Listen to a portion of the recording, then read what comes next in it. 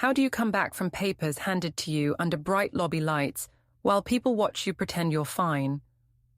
Why does a single night at a rooftop bar end with my son asking why Daddy sleeps in the guest room and a stranger saying my name to serve me? Before we dive deeper into this story, I have one small request. Please subscribe, drop a like, comment, and hit that hype button to boost this channel so more people can discover these incredible stories. I'm Vashti Marek, 32, HR at a co-working firm, the person who writes polite emails and smiles at the front desk. I am the one who says people should own their choices. I say that even now, while my own house shakes. I have a husband named Evan and a son named Noah. We live in a small townhouse with a balcony and a wall planner that makes a soft scratch when the pencil moves.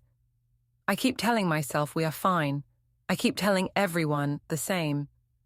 I went out to a rooftop bar for networking. That is what I called it at work.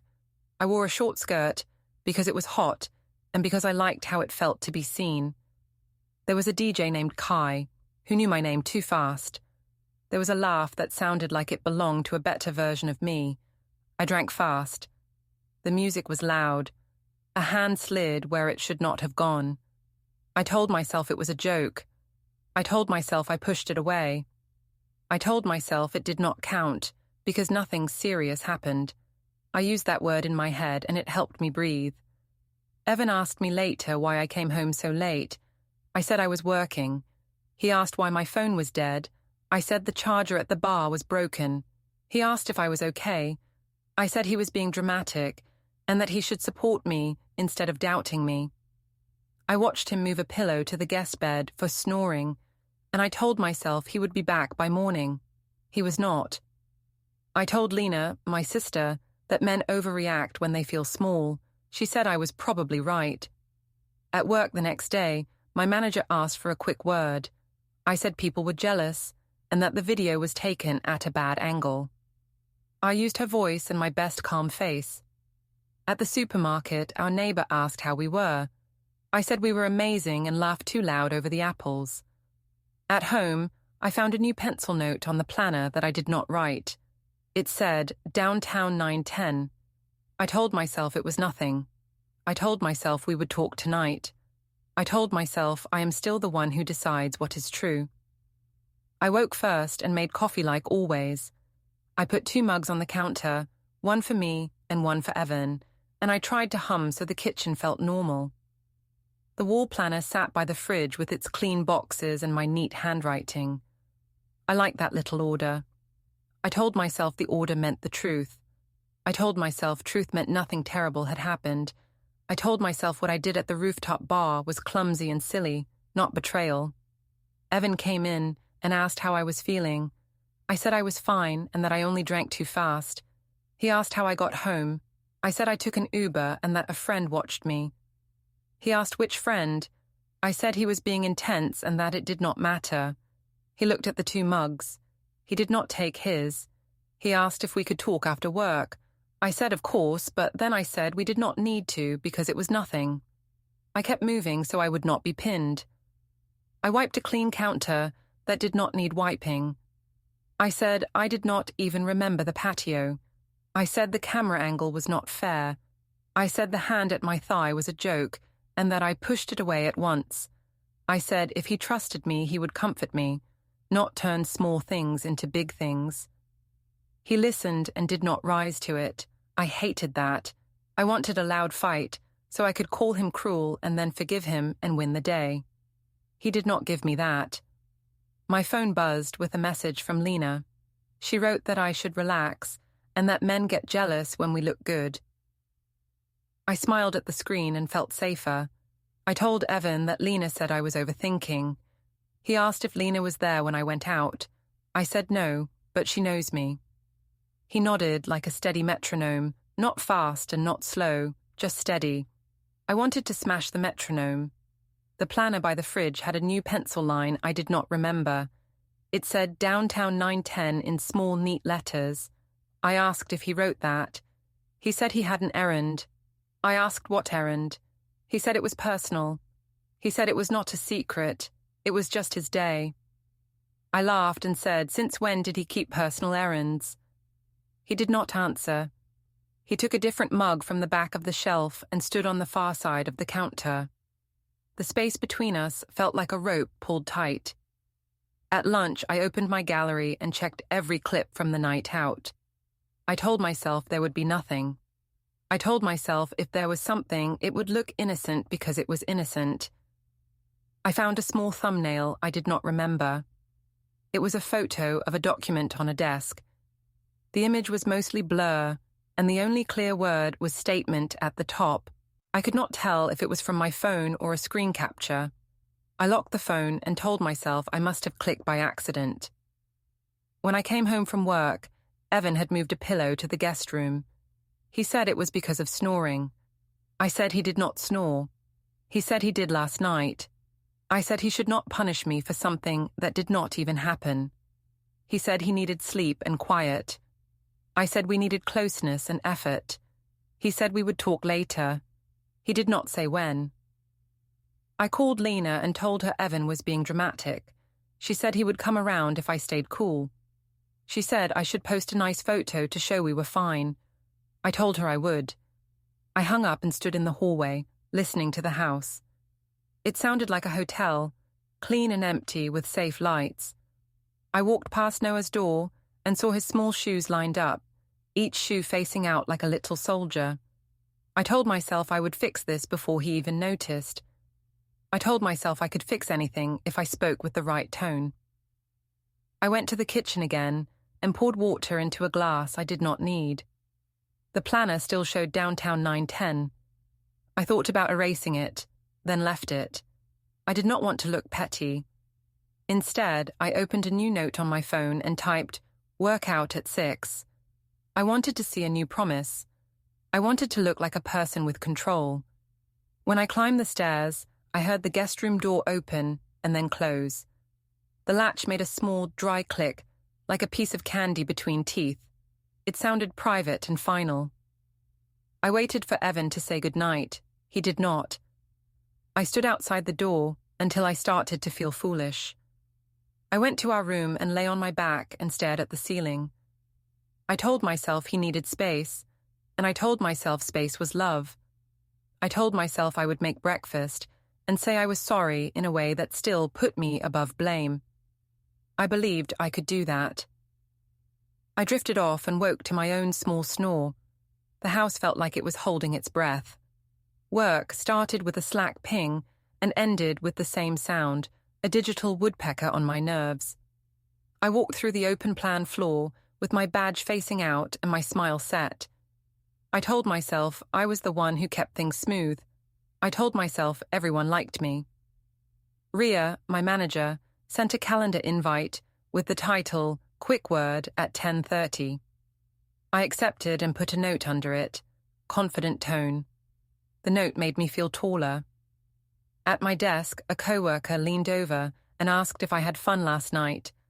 I said I had been working on event ideas at the rooftop bar. She asked about the video. I said the lighting was bad and made shadows look like hands. She laughed and said people get bored and make stories. I agreed and tried not to show relief. I kept clicking through spreadsheets and answered emails with soft words, the kind that turn edges into curves. I told myself I would flow through the day like a river. At 10:30, I sat in the glass room with Ria. She asked if everything was okay at home. I said everything was amazing. She asked if I was aware that a reel was going around on the rooftop patio. I said yes, and that it was taken at a strange angle by someone who wanted attention. She asked if I had any conflict of interest with the bar staff. I said no, and that this was unfair. I said people always judge women more. I said it like a policy. She listened and kept her face quiet. She asked if I understood that HR should model good judgment. I said I did. I said the narrative online was not accurate. I said I was the one being wronged. I used many words and watched them stick to the glass. When the meeting ended, I moved through the kitchen space and poured water that I did not drink.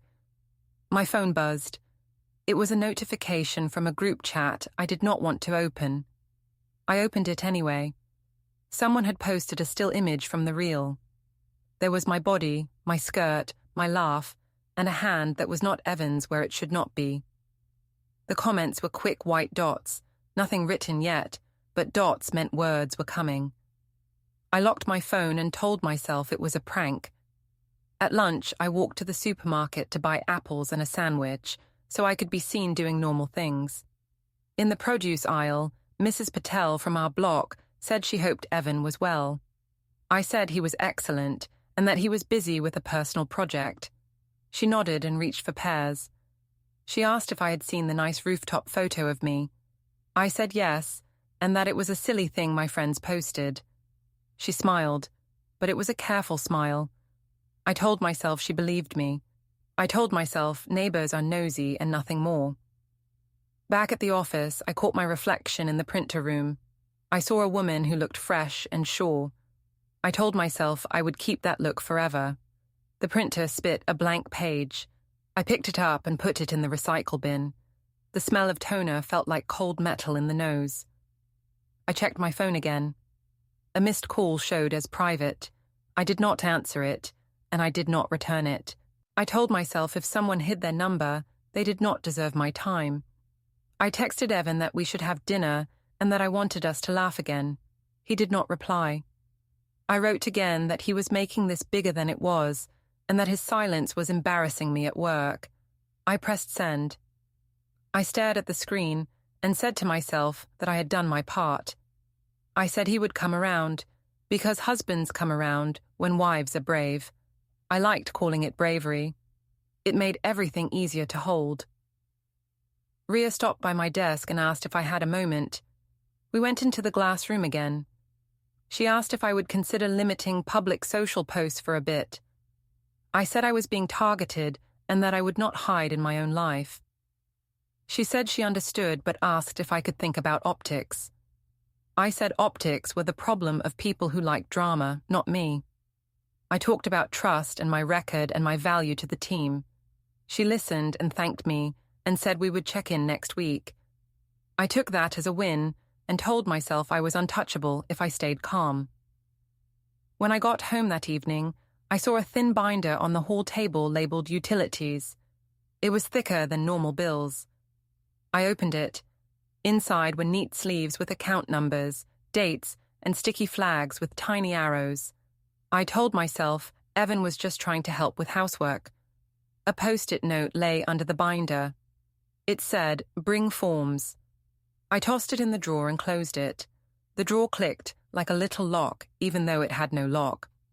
I went to the living room and found Evan's laptop asleep. The screen woke when I brushed the mouse. A spreadsheet showed initials and dates. He walked in at that moment. He asked me not to use his computer. I said I was just moving it. He minimized the window with a small calm motion and asked how my day went. I said, Ria tried to police my private life. He asked if I understood how the video looked. I said the video lied and that he should stand with me. He said we would talk later. He said he had a reminder to get to. His phone buzzed, and I glimpsed a calendar block that read, meeting, personal, and then another that read, downtown 1435. He tapped the screen and the light went out. After dinner, I staged a new post with a brunch photo from last month. I wrote a sweet caption about gratitude and home. Lena sent 3 hearts. I told myself the post would bury the reel. I told myself the world would move on if I kept the feed bright. Outside, a car door shut on the street. I looked through the blinds and saw Mrs. Patel pause by our mailbox and then keep walking. I wondered what story she would tell. I told myself her stories did not matter. Before bed, I checked the group chat again. The still image had gained comments. Some said the angle was strange. Some asked who the guy was. One said my laugh looked the same in every video. I decided that line was the cruelest line in the world, because it made me sound like a pattern. I closed the app and plugged in my phone. The cable felt loose. I pushed it in until it clicked. I stood for a long time by the wall. Evan passed me in the hallway and said he would be up late. I asked if he wanted tea. He said no.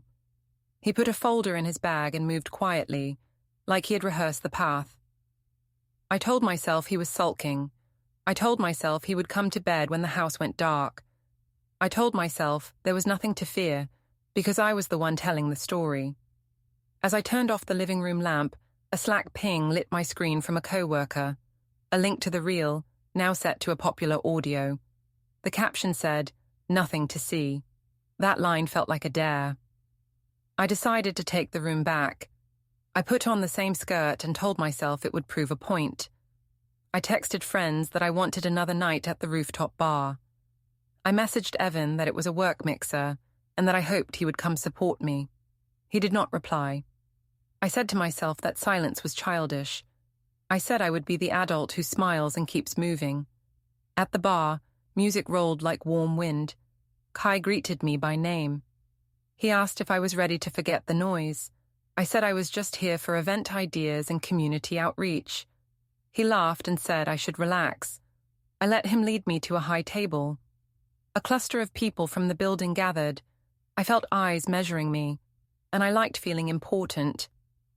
When someone asked about the reel, I said it was a bad angle, and that I'd already talked to HR. I said my husband trusted me.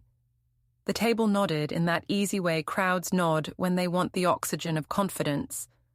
Theo showed up with 2 people from Evan's team. He looked surprised to see me. He asked where Evan was. I said Evan was busy and that I was representing both of us. Theo's mouth did a thing between a smile and a line. He said he hoped I was okay. I said I was thriving. I said rumors made me stronger. He glanced at the patio door, where the camera crew from the regular influencer night drifted. I told myself he was protecting Evan's image, not mine, and that he had no right. Inside, a chant for a toast rose. Someone shouted my name and called me the Queen of Fridays. I lifted my glass because it would look small not to. I spoke about resilience and how women are always judged. I told myself a speech fixes everything. The speech felt thin in the air. I leaned closer to Kai, like leaning would anchor it. On the smoking patio, wind tugged at my skirt. Kai stood close and said, I should not let the internet run my life. I said the internet was bored and needed me. He laughed and brushed the small of my back when a group squeezed past. I stayed where I was because I wanted to show I was unbothered. Inside the glass, I saw my reflection, all lips and posture, and I thought I looked like a cover for my life. A girl with a phone tilted her camera. I told myself it was normal. I told myself the angle would be kind this time because I was in control. I texted Evan that he should come get me so we could leave together and show unity. I wrote that I was tired and that the room was turning. He did not reply. I felt a slow anger. I told myself he was punishing me by staying decent, and that was worse than shouting. I asked Theo if he had seen Evan tonight. He said he had not. He said Evan was probably home. The way he said probably made it sound like he knew more. I went back to the bar rail and smiled at someone filming.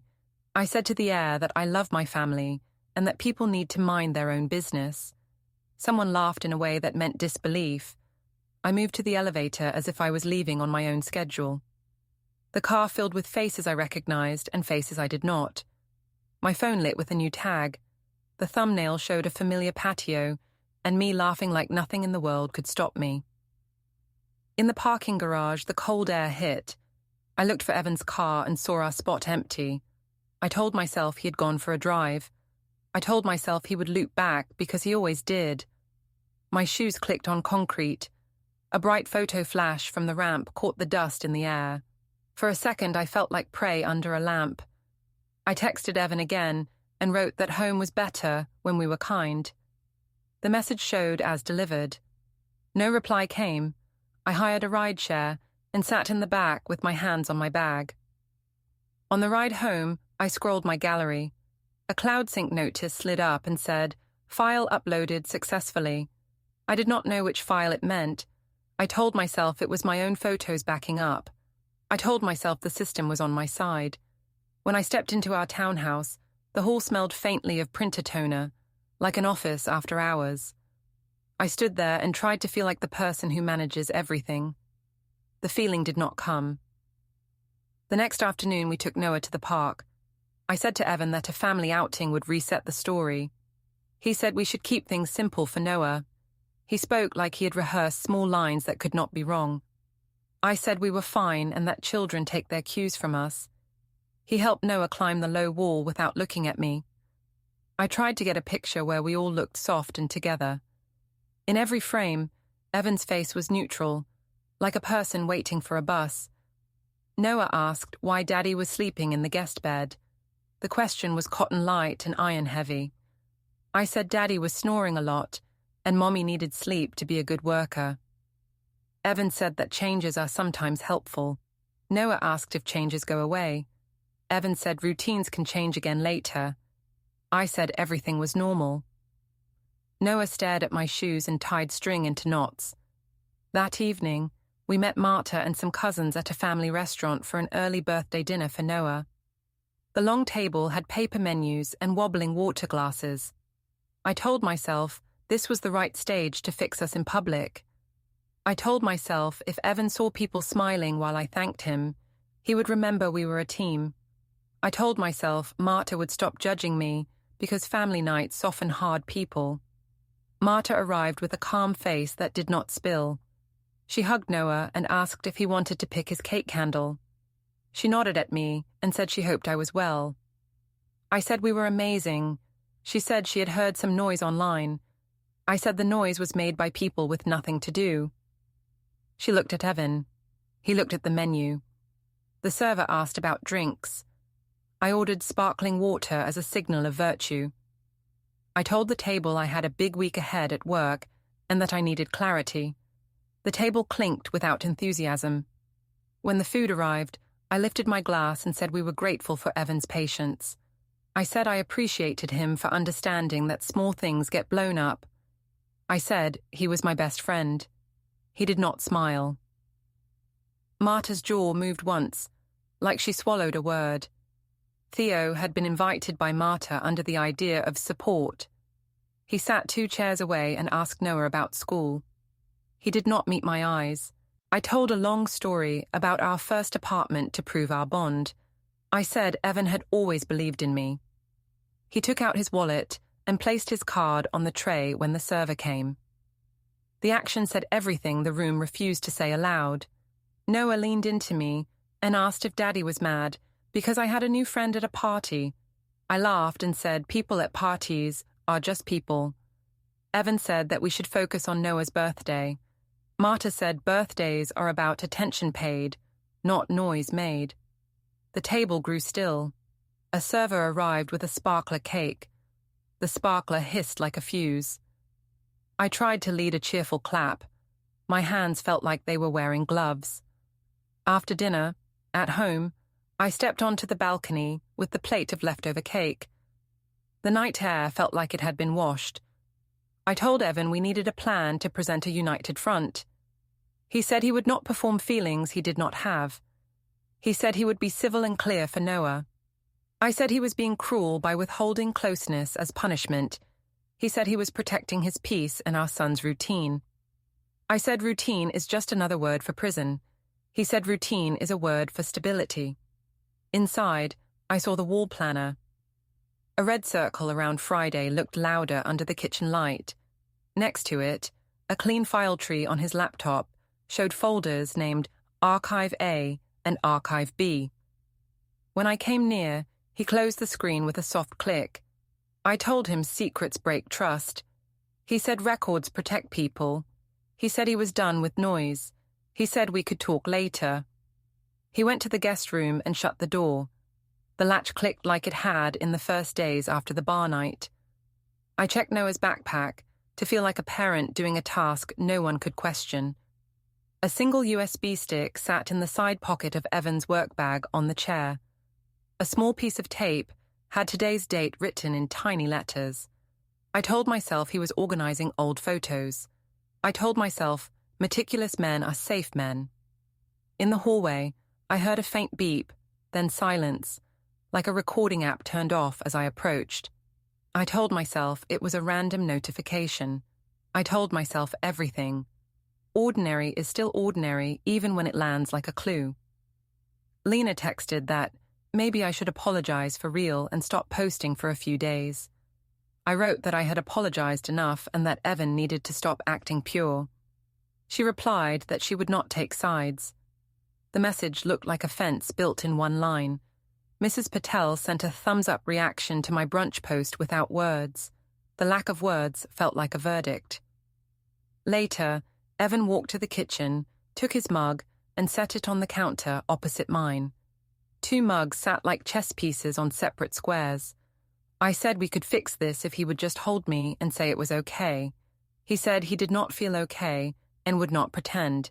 He said we had to make choices that make sense. I asked what choices he meant. He said nothing. He looked at the wall clock. The second hand sounded like tiny footsteps down a metal hall. I went to bed and imagined a speech I would give at the next family event. In the speech, I admitted small fault and claimed big grace. I pictured the room forgiving me because I was brave enough to say the words. I practiced the line about being judged as a woman in public spaces. I fell asleep inside the speech and dreamed of a long table where no one clapped. In the morning, I found a new pencil note on the planner. Downtown 10:05. It sat under the red circle. The handwriting looked like a person who never rushed. I wrote a cheerful note under it that said, "Park after school," with a smiley. Evan did not answer the note. He took his keys and left. On his keyring, there was a new small key I did not recognize. I told myself he had changed the lock on the garden shed. I told myself I would ask later, and it would be boring. I booked the small conference nook at my building and sent Evan a calendar share so he would see it. I told him we could meet there at lunch to talk like adults. He arrived on time, with a neat posture and a calm face that did not tell me anything. I had a pastry from the cafe that he used to like. I said I missed the way we laughed. He thanked me for the pastry and asked about the week's logistics for Noah. I said we could work it out later if he would just hug me now. He said he was not comfortable with mixed signals. The words felt like a door that could move but would not. I tried a softer tone. I said my anxiety had been high and drinking had been a poor choice, and it would help if he met me in the middle. He said he heard me and that he hoped I would get support. He said our son needed quiet and routine. I said routine is not love. He said routine is what keeps love from breaking when people act without thinking. I felt the scratch of shame and pushed it away. I told him he was abandoning me while pretending to be kind. He did not rise to that line. He only opened his tablet to a calendar and asked about Thursday pickup. On the small table lay a clipboard with a single printed word at the top, statement. I tried to read more, but he kept the page face down. I asked why he had papers. He said he was organizing thoughts so he would not say things in anger. I called that cold and planned. He said being careful is not cruel. I said careful is a way to look good while you hurt people. He said he refused to argue. He said our child did not need parents who performed pain for an audience. I looked at the glass wall and saw my face tilted the way it tilts when I rehearse apologies. We walked to the pharmacy next door because I said I needed headache pills. In the bright aisle, his phone lit with a call labeled private. He stepped outside and put on his headphones. He spoke in a low voice that the glass swallowed. I told myself he was talking to Theo about work. I told myself whispers are just good manners in stores. When he came back, he asked if I had what I needed. I said I needed my husband back.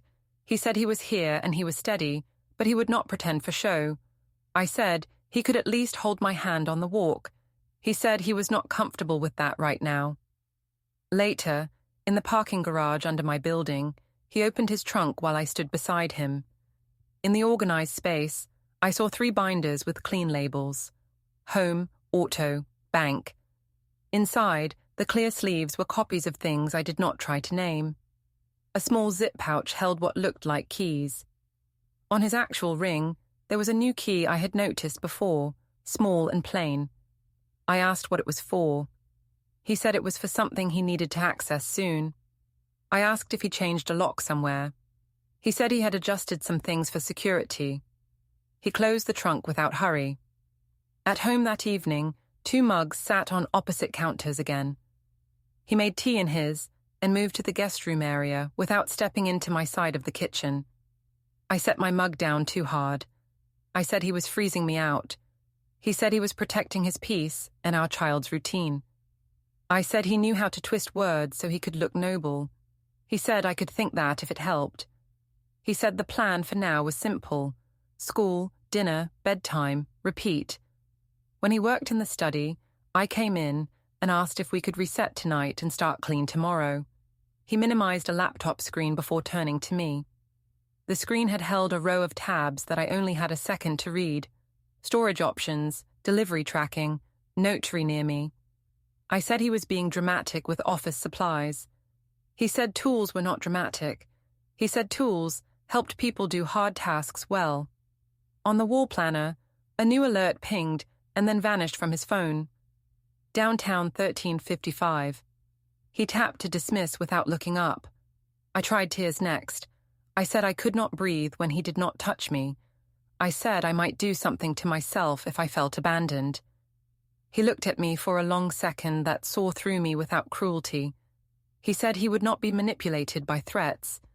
He said if I was in danger I should call for help, and he would help, but he would not be pulled by fear to act against his judgment. I called him heartless. He said he would handle things properly. He said that word slowly, like a decision already made. I told him properly was a slogan. He said properly was a path. He picked up his bag. The top sleeve held a sheet with only the word statement visible again. He asked if I had any more to say about Noah's pickup on Friday. I said I wanted to host the birthday cake at our place with everyone. He said we could keep plans simple at the park and do cake on Saturday with a small group. I said his mother would turn it into a hearing. He said opinions did not change facts. He said he would text the schedule later. He put on his jacket with smooth movements and stepped into the hall. I stood in the doorway and watched him lock a small desk drawer with a new key. The click was final, a sound you feel in the teeth. He said he would be in the guest room for now. He said if I needed to talk, we would schedule it. I told him families do not schedule love. He said maybe ours should have, and then he walked away. I decided to force a scene that would save us. I went to Evan's office tower at lunch with a plan to catch him between elevators. I told myself a public show of unity would fix the story. I wore my nice blouse and the necklace he gave me once. I pictured the look on his face when I reached for his hand and said that we were okay. I thought about the lobby's bright floor and how it would throw back our reflections like a promise. The lobby had marble tiles and a high ceiling that made every step echo. People moved with purpose toward badge gates. I stood by a planter and rehearsed a speech about forgiveness and how our son needed a happy home. Theo came through the turnstile and noticed me. He asked if I was waiting for Evan. I said yes, and that we would talk like adults. He said he hoped it went smoothly. His voice did not say hope. It said knowledge. I felt heat rise and forced a smile. Evan appeared a minute later, 3 paces from the security desk, with his bag over his shoulder. He saw me and stopped without surprise. I stepped forward with open hands. I said we should talk, here or anywhere, and stop this distance. He said we would follow the plan. I asked what plan. He said the one that keeps things clear. I said clarity was not love. He said love is not harm. Theo stood back by the wall and watched without choosing sides. From a bench near the column, a man in a neutral jacket stood. He said my full name, and the sound of it in the open lobby felt like a stamp on air. He asked if I was that person. I said yes because it was my name, and because everyone was looking. He handed a stack into my hands. He said the delivery was complete. His tone was polite and nothing else. The papers had weight that told a story without voices. The top page used the word petition. There were temporary orders about property and use of residence. There was a proposed custody schedule that began this week, with exchanges at school and a defined way to communicate about our son. There were instructions about financial boundaries until decisions were made. It was all lines and boxes and dates, not anger. Security watched from the desk with careful eyes.